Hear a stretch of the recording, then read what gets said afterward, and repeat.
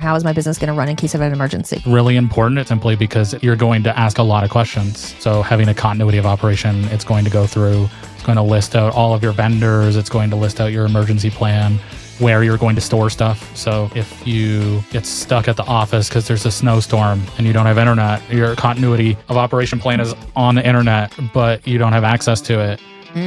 What do you do then?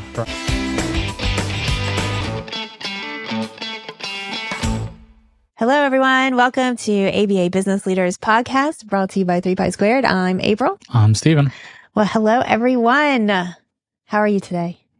Great. We just had some fun technical difficulties. Those are always fun on a Monday, right? Well, welcome back. Welcome back to our podcast. We are still doing our Back to Basics series, and this is where we go through all the foundations of running an ABA practice, whether you're dreaming about starting a company, you're in the midst of growth, or you're thinking about being done. I think we all have those days from time to time. Yeah. So each episode, we focus on one core business principle, or business topic, and talk about what it means if you're starting, scaling, or transitioning. So no matter where you are in the journey, you'll walk away with clarity and next steps. And that's our intention with this podcast, really, and all that we do here at ABA Business Leaders, 3 Pi Squared, is we really try to meet you where you are, because there are many stages of running an ABA business, right? Of running any business, really. But yeah, so we try to meet you where you are and help you. So we are having fun today, aren't we, Steven? Oh, yeah. So much fun. Yeah. So today's topic, we're going to talk about family emergencies. Because we've had a few of those this year. We've had some, I think we've talked about it before. We had we supported some family members, right, through their medical journeys, let's say. And they were a little bit more expected. Still didn't know exactly when procedures were going to happen. And when we're talking about health issues, you don't really know all of the pieces all of the time, even if you know something's coming. But we had an emergency here recently where we found out that a family member was going to need a very serious surgery. And so we had very little time to prepare for that. I'm glad we did have a little time to prepare, but we had very little time to prepare. And so we really honestly had to just kind of pick up and go. And as we are back today's our first day back to work. And here we are needing to record a podcast so that we have something to go out this week. I was really thinking about thinking about the positives within it. Like, wow, I'm really glad that we do have a job that we can take with us, that we can, get through these few weeks. Right? That we don't have a traditional 9 to 5 where if you can't take the time off, you don't get paid, that type of thing. Right? So I was really looking at the gratitude of what we do have. And, it also was helping me think, as you're transitioning back to work today, it's also helping me to think okay, how would I do this differently? What do I need to do? What do I need to put in place so that next time something like this happens, I'm a little bit more prepared. We were prepared in some ways. We tried to have a batch of podcasts ready to go ahead of time. So we're not running week to week. So we did have that. So that helped us out. We didn't have to record podcasts while we were gone. But what else could we have in place and in case something were to happen? Right. So then that led me to think, this could be very applicable to ABA business owners. And then I started thinking even more and more about all the different phases of business and how in some phases it may affect things more severely than others. And and then I was even thinking further, what if you're the family emergency, right? What if something happens and you have an accident or you get sick or you need a surgery, and you don't have very much time, if any, to prepare for it, right? Then what do you do?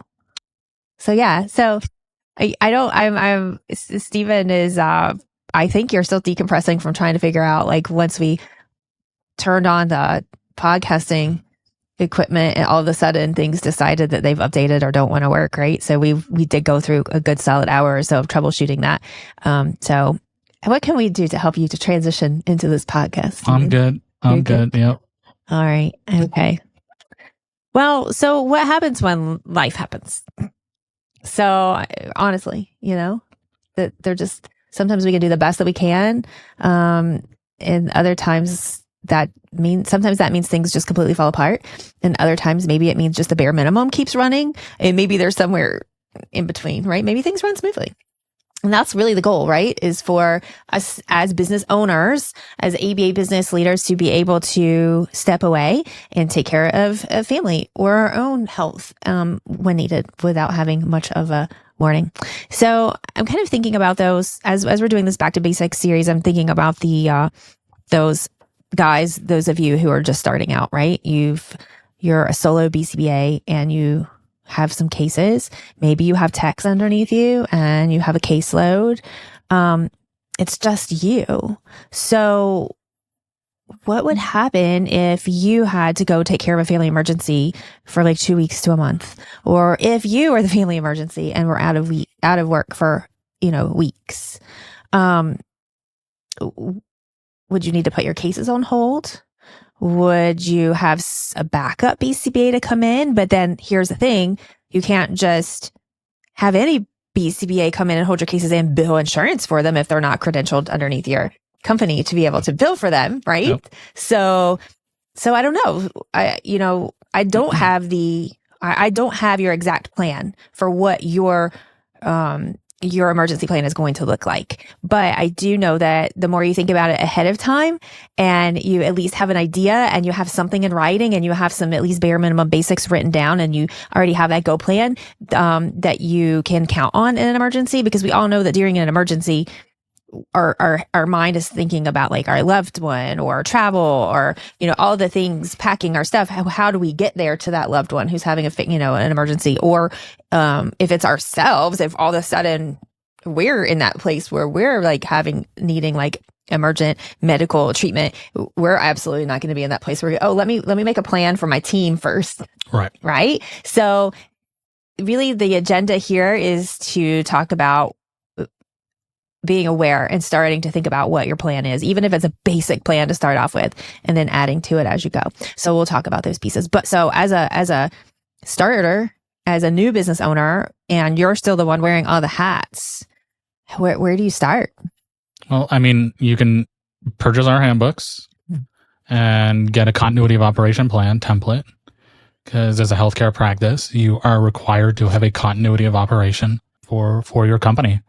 So tell us about continuity of operations, because I think it's like one of those things that we see in the list of things that we need to do to become a network with a provider. And we're like, okay, that's just a box we have to check. But in reality, it's a real thing. How is my business going to run without me? Or how is my business going to run in case of an emergency? Correct? Yeah. So it's really important. It's a good thing to put in place simply because you're going to ask a lot of questions. Well, what do I do in this situation? How do I handle this? So having a continuity of operation, it's going to list out all of your vendors. It's going to list out your emergency plan. It's going to list out, where you're going to store stuff. So, if you get stuck at the office because there's a snowstorm and you don't have internet, your continuity of operation plan is on the internet, but you don't have access to it. What do you do then? Right. So these things have to be planned out. Or if you're the emergency, you're having a medical emergency or you're taking care of a family emergency, if you have someone in the plan to delegate it to, maybe they should already have a copy of it or ability to access it and not need to get it through you. Right. There should be a physical copy somewhere that can be located. Kind of like in an emergency break the glass kind of thing, you know what I mean? So that you have access to this list of vendors, you have access to any emergency numbers, you have access to all the staff, and their roles and responsibilities when something terrible happens, right? So all of these things would be listed out in the continuity of operation. So, I mean, you can ask yourself, if I get hit by a bus tomorrow, right? Is anybody going to know how to submit insurance? Is anybody going to know how to gain access to pay the electric bill for the clinic? Is anybody going to have access to our payroll system so that we can pay our staff, right? So these are the things that you need to ask yourself. Something else that you're going to ask yourself if you are the only BCBA with your company and you go out for an extended period of time, how does your staff maintain these cases? How long can they continue seeing the clients without supervision?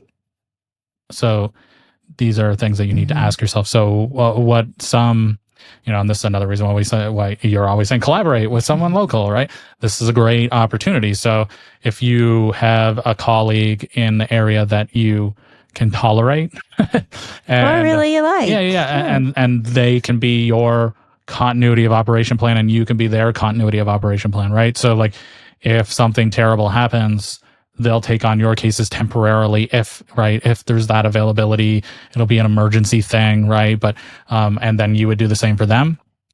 This would mean that they would get in network with your funders under your company, and you would get in network with their funders under their company, right? You would need this to get continuously updated if funders change, right? So this would be something that you could do to do that, again, with an agreement in place that they're not going to use your NPI to bill when you clearly have not billed for them, right? But those would be options. Maybe they could take on, some funders do allow for single case agreements. And especially in a situation like this where there is an emergency, they may be more open to allowing a BCBA to come on with a single case agreement to take these cases on. So there are going to be some options here, but you have to plan these out, right? Talking to your network rep and saying, look, if I'm going through my continuity of operation plan, which you require as of all healthcare companies. What do you recommend if I were to have to go to the hospital for a month or two? How could I continue providing services to these families? Would you allow for single case agreements so we could bring on a BCBA temporarily? Would you allow for remote services, from a BCBA out of network that could provide these temporarily, right? So just figuring out your plan, and they may say no to all of these, and some may say yes to some of them, right? But at least that this is the plan that we have in place, and hopefully nothing bad happens. Right. And then even looking at the admin side of things. So let's say your plan is that if something happens to you or you're not able to work suddenly for a couple of weeks or months, then all of your cases immediately go on hold. But you have employees, right? You still at minimum would need to appoint some kind of admin backup that can be notified immediately. Okay, break the glass, right? That can pay your staff, that can communicate to all of your clients what's going on, right? Because most, emergencies happen.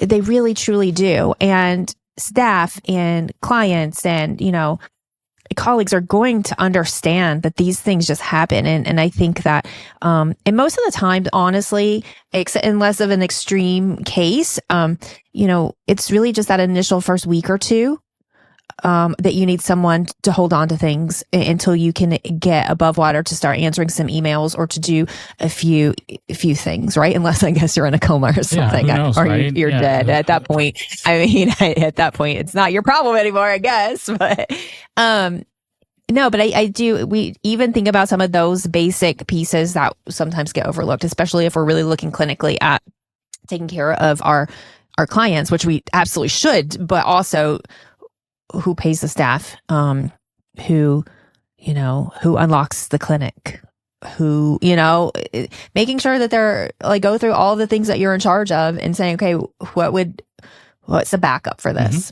And if it is you and a BCBA and like you, the BCBA and 4 or 5 techs, well, which tech are you going to get? Like someone or an admin. There's got to be someone who is knowledgeable and that can, even when given the access of this emergency binder, or emergency file, or whatever, will even know what to do with it. Right. I mean, you have to train your staff on the continuity of operation plan, right? And the other thing if you say, well, my continuity of operation plan is that we close down and that's it. And you have somebody that can do payroll, or maybe you lucked out and you were able to do the payroll.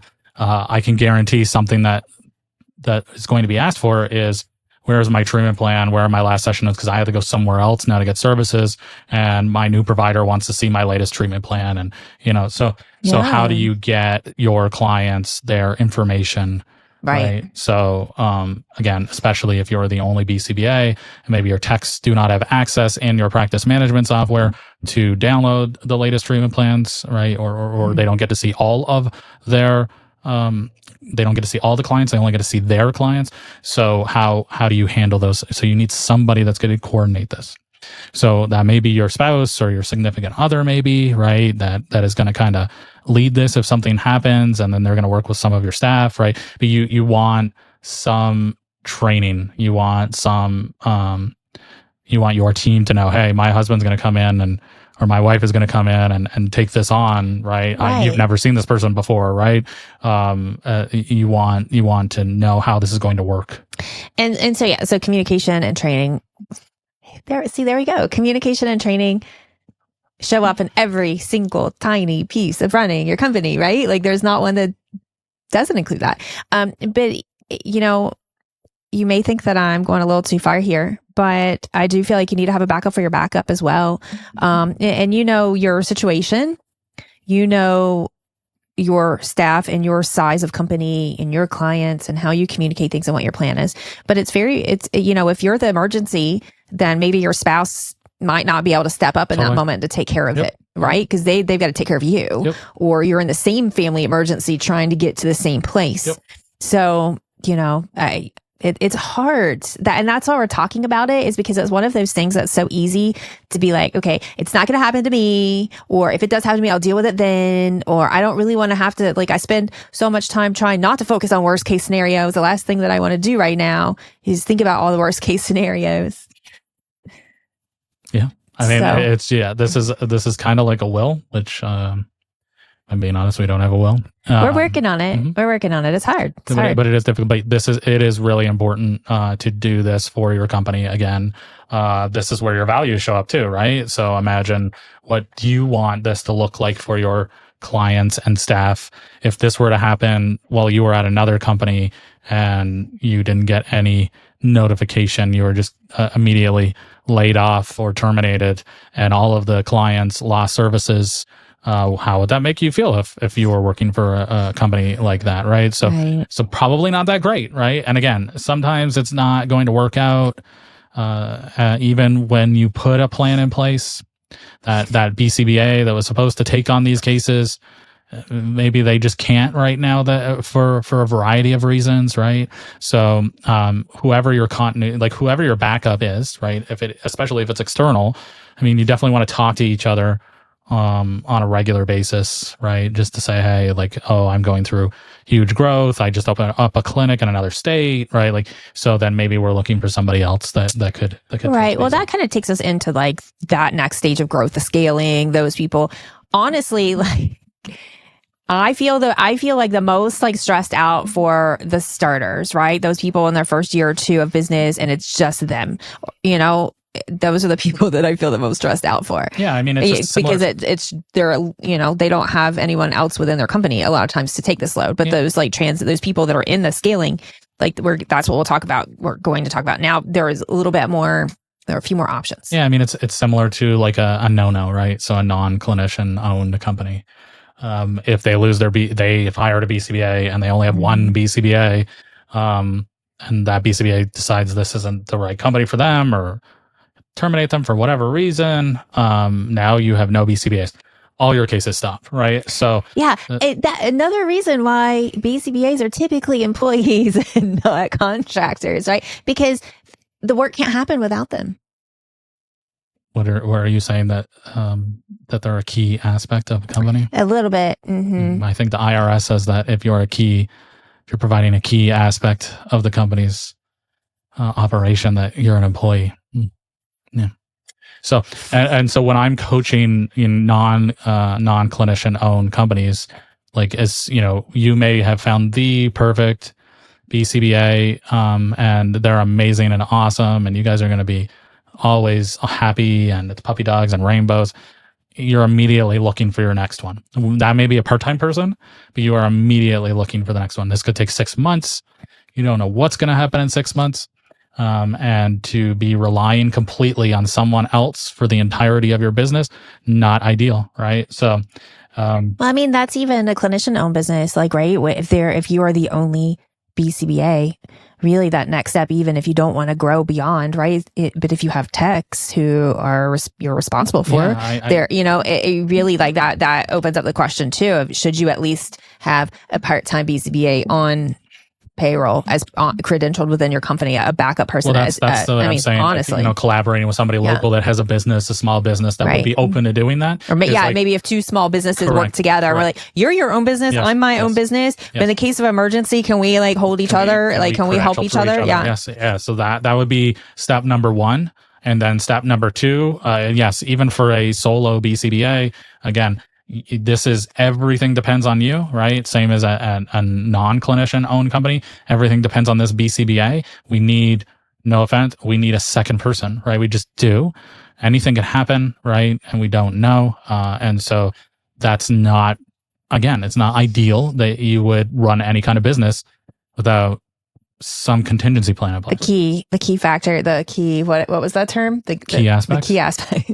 All right. So those of you who are in that scaling, your business is growing, you have more people, maybe you have multiple clinics, that would open up another thing too, right? Making sure that you have maybe you want to have a designated person per clinic that is in charge as the backup 100%. person, You right? should have a director of clinical services at each.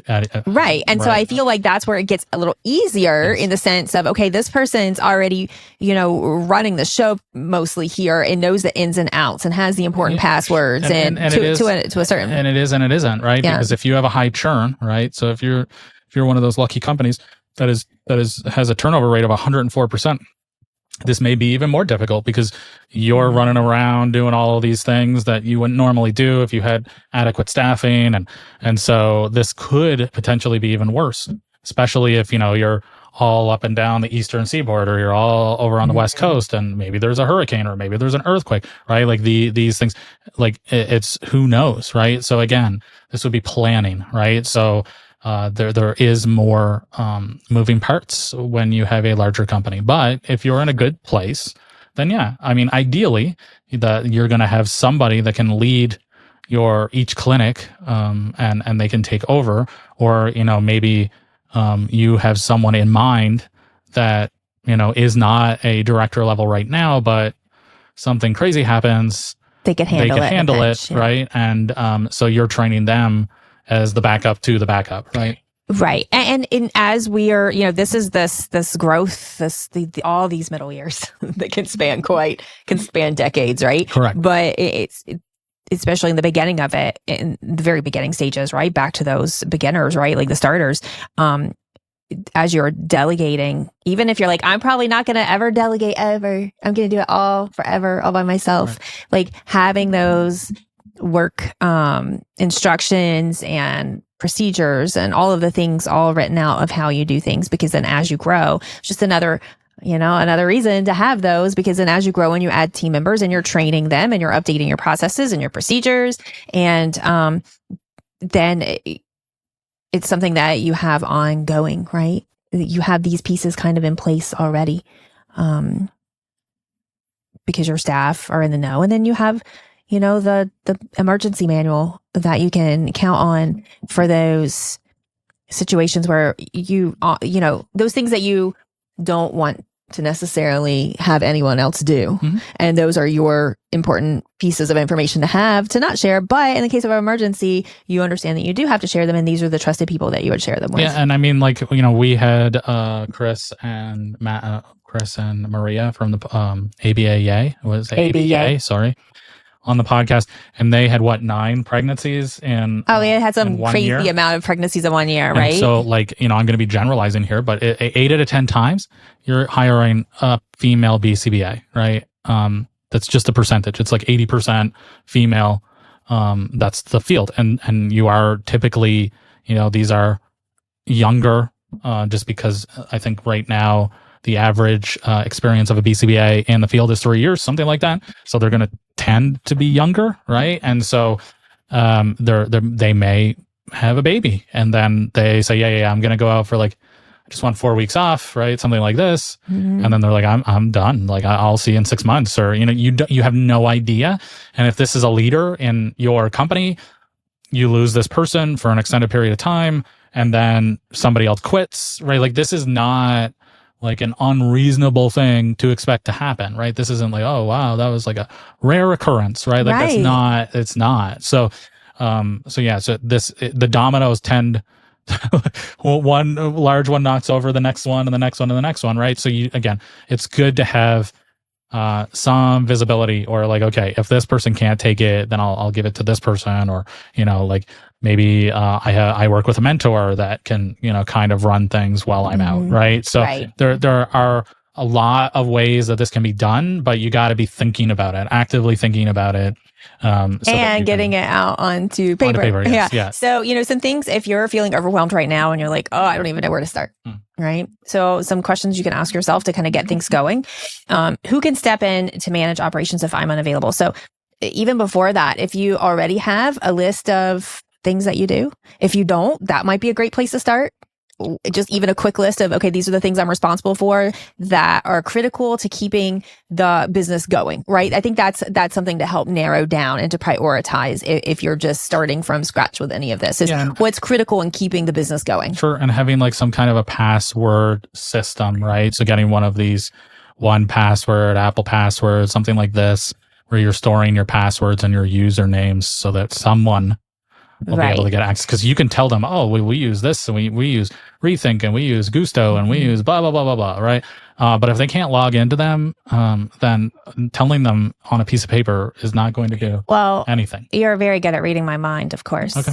Since we are together 24/7 all the time for many, many years. You have this very good ability at reading my mind. But yeah, that was going to be the next thing, is who has access to what they need to keep things running. So, maybe there are already things that people have to keep things running, but if not, if there are some, like you said, password apps, or if there are key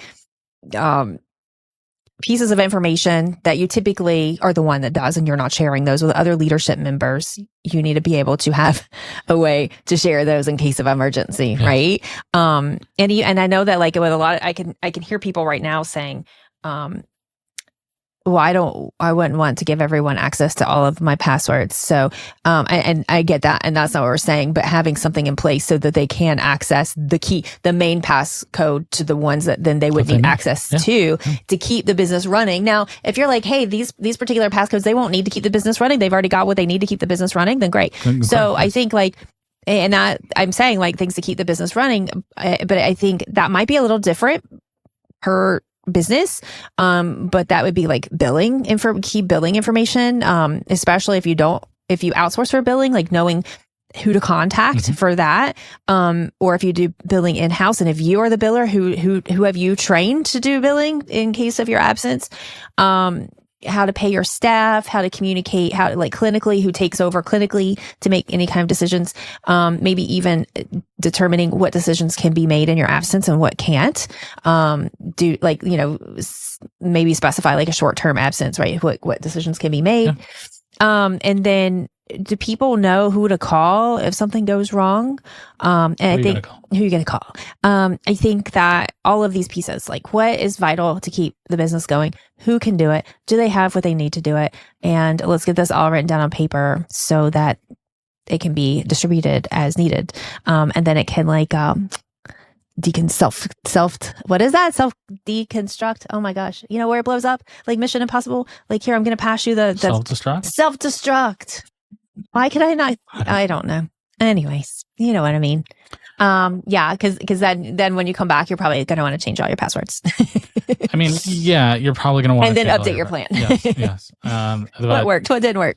Right. But some other things that you probably want to consider is, like, I don't know if you talk about this, but like funds, like maybe you don't want to give them access to your checking account, but maybe they have a small limit on a credit card, on a business credit card, where they can purchase things as needed. Right. And that's kind of what I was thinking about when I said, what decisions are they allowed to make in your absence? Right. Because it could be, okay, here you have the ability and you have my permission to keep business running, like doing the bare minimum possibly to keep things running for the staff to be supported and get paid, and for the clients to receive services, right? And for us to keep insurance running.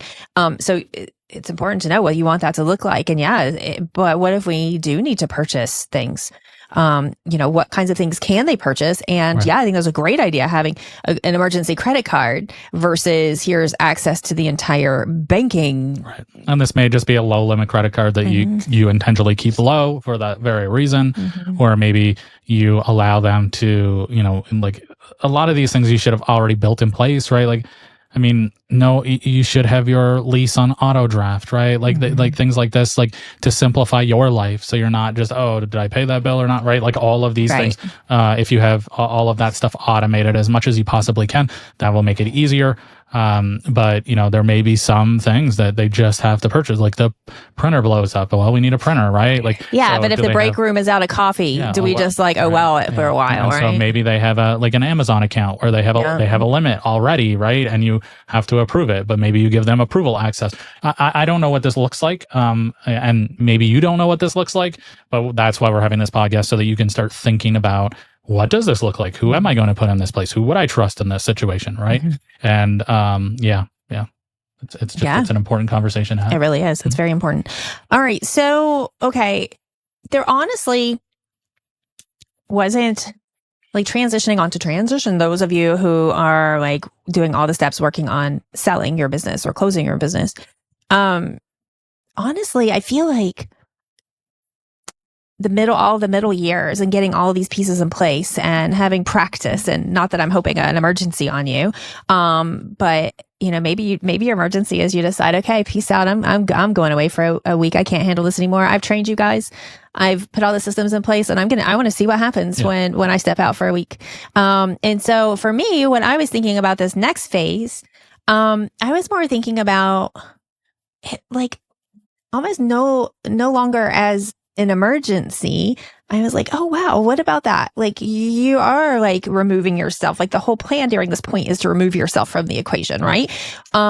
Now, however, if you are in this process where you are working at reaching a goal to be able to sell, or you're mid going through a sell, it's also very critical that things run smoothly, right? So I would hope that at this point you have all of the operations in place. You have the procedures, you have the training, the designated staff to do all the things that you need. But I think that you would want to check and just make sure everything's up to date, because you may be so focused on the transition out that maybe you thought, well, some of these things are out of date. They'll be okay for a little while longer, but you would hate for that to be such a critical time, right? For you. That you might want to make sure you've updated those.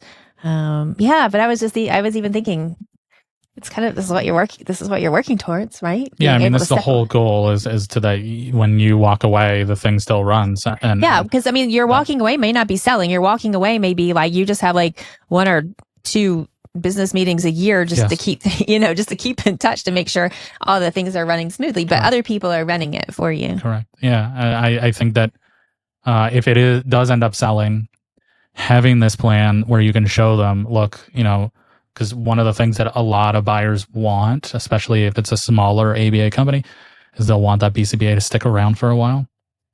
And that may be 6 months, that may be a year. But if you have this plan in place and you can say, look, like, I've already tested this, I know it works.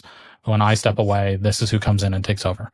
And that can be a selling, a part of the selling, oh my God, like your perk, a good thing. Like, hey, look at this. This business is really, we got our stuff together. We are a well-oiled machine with lots of experience. Correct. And, you would be in such a great place to take this over, to buy this from us, right? Yep. I don't know. Is there anything else that you could think of specifically to those the people transitioning out? There was really nothing more specific I could think about. I mean, at this point, like I said, you should have this in place. Like again, anybody starting this is just a requirement, right? This is a HIPAA thing. Honestly, continuity of operation is just part of HIPAA. So you should have this in place already. And if you don't, you really need to be thinking about this. And so if you're looking to sell, this should already in place. You should be testing it. And again, this should be a sales point, right? This is like, my team already has this in place. You don't need me, right? And using it like that. But no, I think that's really it, right? Like, other things that may be part of this is going to be like KPI, right? Like, especially if you're like not selling, but you're transitioning out and someone is taking over the day-to-day role. Right. Well, that's kind of what I was thinking too, is like KPI values. Like if you have all of these already so embedded in the day-to-day running of your company, then even if your staff were to have to step in and make some decisions on your behalf, it should be a little easier, because does it align with the company's values? Does it match the goals of the KPI? I think that being able to follow that data and those goals and the values and all of the pieces should make it a little bit easier versus like, I don't have a clue what we even do here. I just show up for work, you know? Yep. Well, so to wrap up, stepping away unexpectedly is one of the hardest things a leader has to deal with, really. And I know, like I said before, just the thought of it probably brings a bit of anxiety and panic. Let me just put my head in the sand a little bit longer. I don't want to have to deal with this yet. I've got to get these other things done, and then I'll get to this. But building systems that can withstand it is one of the most compassionate things that you can do for your team and your clients and yourself. And I would like to say, the whole like meet you where you're at. However, the sooner that you can get mentorship and help and support in building your company, the smoother it goes. So ideally, from day one, you're already putting all of these pieces into play and writing your policies and your plans and your procedures and training your staff and collaborating with others in your community. And so you're just setting yourself up for success. But if you haven't done that along the way, it's okay too. It's not too late. And this is part of our company policy handbook. If you don't have it, I would highly recommend doing it, getting that handbook and doing the continuity of operation. Now, I will tell you, like, people will get these handbooks to pass like an in-network audit. And one of the questions they ask in the in-network audits is, what is your continuity of operation plan? But here's the thing, is it's only one question. And so it's only scored one time. And so a lot of people will look at that and they'll just say, I'm not doing it. I don't have the time. It's only 1 point. I'll get 98%. I don't care. So they kind of just say, nah, I'm not. So I would urge you to review it. And if you do need that support, right? Like, we need that support with our will, right? And so we're talking to an attorney. So if you do need that support, we're here and we can, go through this together and kind of guide you through that process. Yeah, for sure. We are definitely here. I was going to say something else to add to that, but it just left my brain. Okay. Yeah. Well, if you haven't already, give us a call. Yeah. Call our hotline. Do we have that number up? Let me look. I don't have it. Oh. I'll get it. Okay. So we have a hotline now, so you can call us, you can ask questions, and we'll talk about it on the podcast maybe. And any success stories, anything you want to share, we'd love to hear from you. So our number is 1-737-330-1448 and press 1 to be able to reach the podcast hotline. And we'd love to hear you, and you may even, your question or your voice even may be on the podcast if you choose. And I'd really also appreciate a review. That would be very helpful. A like, a review, a share. If you find this at all helpful, sharing it to a colleague would be amazing. Writing a review would be wonderful. So yeah, the whole collaboration piece. If you do find our content helpful for you, think of one other BCBA who is a business leader. Doesn't even necessarily have to be an owner, but a leader within the company, and shoot that over to them and say, hey, check this podcast out. Because the more we are able to share, the more people that will find out about it, and hopefully the more people that we can all help and collaborate with and support each other as a community. So thank you so much for showing up today. Don't worry, guys. Just take a deep breath, go take a walk, go drink a sip of water. It's going to be okay. I know this is a lot today, but it's going to be okay. And you can do this. I know you can. And we're here to help if you need help. See you next time. See ya.